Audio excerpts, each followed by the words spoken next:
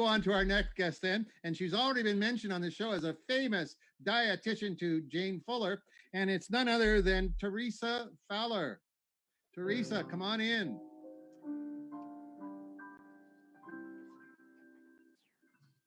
There she is. Need mic on. Welcome, Teresa. She needs her mic on. Cat. Okay, Teresa. Can you hear me? I can hear you perfectly. You're wonderful. Okay, so you're the dietitian of Jane Fuller, the famous Jane Fuller. Yes. Wonderful. Well, you've always done a great job there. I think I could be your next client. This social distancing thing and craving food when there's nothing else to do. Comfort food has taken on a new meaning through this. We need a lot of comfort, and a lot of us are doing some pretty sad things. Now, you work at the Happy Valley Clinic, correct? Yes, Happy Valley Family Health Team. So how do I get hold of you to make me thin? You just call. You just call them. Okay, and you guarantee you can help me, eh? Yes. Good, good. Well, you're one of my exercise ladies, and you know what I'm like. So there we go. I think it's fitting that we lead into your appearance with some awesome looking bread. So let's first have this bread. Don, we had some people that put in bread for our thing. So Don, if we can go to the bread, yeah, and you can give a breakdown of the bread. Yeah. So that first one is a loaf by, and apologize for my Greek being a little bit rusty here, from Chris Stathopoulos, and it's a tzatziki loaf. And it's supposed to be very airy, very distinctive taste. Ingredients that you can find online or in specialty Greek stores. So, for all you guys who have been hoarding flour and making it tough on the rest of us, you might want to give that one a try. And then there's this next one. Oh my goodness, which is that? That's the Joe Robson. You know that famous Italian baker, Joe Robson, doing an Italian loaf. Robson-tini.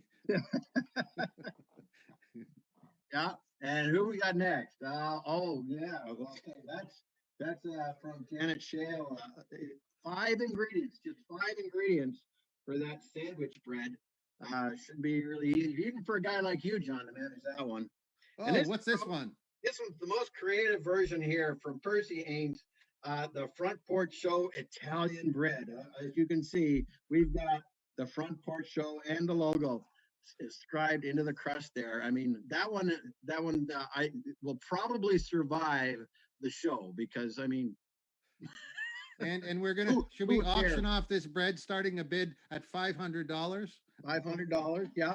I'll so go towards my salary. Auction off Percy's bread starting a bid at $500. Just put it in there, and we'll see who the winner is at the end of the show. Now let's get back to Teresa. See what people are doing. They're making bread, and actually probably very, very calorie-ridden bread. So what are some of the tips we can use about some of our binge eating that we're going on during these times? Well, most of us are familiar with Canada's food guide with the divided plate method, where you have half a plate of vegetables, that quarter plate of protein, and the remaining quarter would be for that grain product, such as that delicious bread that you were just showing us. But what we may not be familiar with is the mindful eating plate. Yeah, mindful eating. Say that again. Mindful eating plate. So plate. Same. Okay, let's have a look at it. Yeah, so it begins with awareness. So just being more aware of each bite that you take. Think about why you're eating in the first place, or in that particular moment. Ask yourself if you were hungry, maybe you were starving, or did you just eat because it was that time? And next, we want to be observant. Use your senses, notice the aroma of your food, notice the texture, such as crunchy, smooth, creamy. Notice the presentation. Does your plate look attractive? Does it have lots of color? Are you eating on a plate? Or are you eating out of a bag or a box while standing over the counter or the sink? So one thing that you can do here is try to think of 2 characteristics of the food that you're eating before you take a bite. So if I was eating yogurt, I might think creamy and cool before each bite to help me be more observant. We should also try to savor. That's the next part of the plate. So we we eat slowly and enjoy our meal because food is meant to be enjoyed. We want to choose foods that require more chewing and chew well. So if you're swallowing for 1 or 2 bites, then that meal is going to go very quickly if you're guzzling instead of sipping. So what we want to do again is eat with intention, which means purpose. Our purpose should be to feel better when we're done eating than we did before we started. And I'll repeat that. We should feel better when we're done eating than we did before we started. So if you feel worse after a meal, that's a pretty good sign that you're likely eating beyond that point of satisfaction and to the point of being uncomfortable. So an easy exercise that you can challenge you all to do is eat with your non-dominant hand. So this slows down the automatic hand-to-mouth action that forces our brain to work harder so you pay attention and don't end up wearing your meal.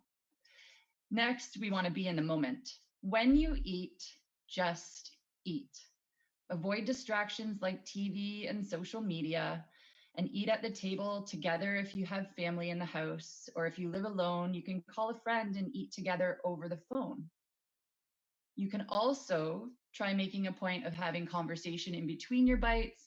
You might put your fork down and your knife down, chew and swallow again before you pick it back up. And lastly, that final piece of the plate is avoiding judgment. Be compassionate and kind to yourself. We are using food for comfort, and doing this is normal.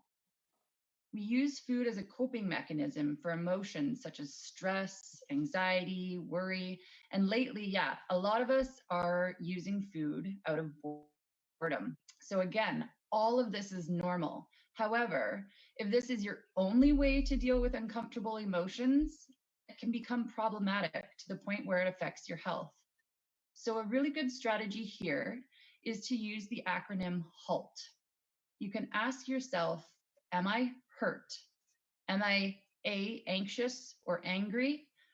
Am I L, lonely or bored? Or the last one, T, am I tired? Those are all very common reasons for eating other than hunger. So when you identify what you're actually feeling, then it's a lot easier to change those habits.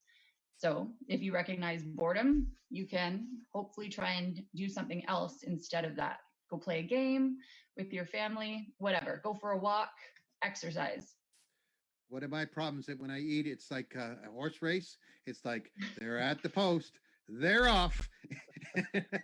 And Yes, my wife sometimes just stops eating because she says, you just eat way too fast for me. I can't go in. And the other thing is when I see all you can eat, I always think of that as a challenge. How much can I eat? And I've got to learn to stay away from buffets because of that. Now, people in these days are drinking a bit more too, because it's just something that relaxes you. And what are some of the ways they can maybe cut down on their alcohol use? Well, do you actually know how many drinks that we're supposed to or not go over in a day? Is it according to Health Canada? I have no idea. 8. So for men, no, sorry, lower. For men, it's no more than 3 drinks per week, up to a maximum of 15 3 drinks per day. Wow.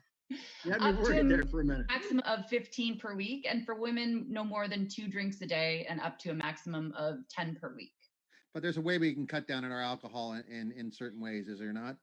Sure. So again, if you have lots in stock, I would imagine that you're going to drink more as well, right? Because there's nothing to do. So only purchase what you need. And you can also dilute it. You can cut it down with things like sparkling water or some of the carbonated flavored waters that are out there. And for some people, if that seems sacrilege, I know some wine drinkers I've told this to would absolutely detest that. Then the answer is just to enjoy it. And again, go back to that idea of savoring it, sipping it, and make it an event, make it a special thing. Yeah. But these days, exercise is really important, isn't it? Absolutely. Now there's some good opportunities for exercises in St. Mary's, even though you're socially distanced. Tell me about them. Well, of course, in St. Mary's are extremely lucky to have the Friendship Center and have those pyramid or their Facebook Live streaming the exercises with Pauline, the wellness coordinator there. So you should take advantage of that for sure. And you can even go afterwards. You don't have to do them live because they're recorded and they're at the Friendship Center. Great thing to do with your kids, by the way. Some people are homeschooling, and one of the things they're forgetting is that they're doing all the academic work, but part of a school curriculum is physical education. And if you aren't putting your kid through the physical education, you're going to have a harder time with your kids because all that lactic acid is going to build up. So I'll tell you, Pauline puts you through a pretty good workout. So do you, Teresa. But still, it's an opportunity to do something with your kids 3 times a week. Yes. Now, a lot of what you've told me really isn't different than what you do normally in a non-pandemic situation.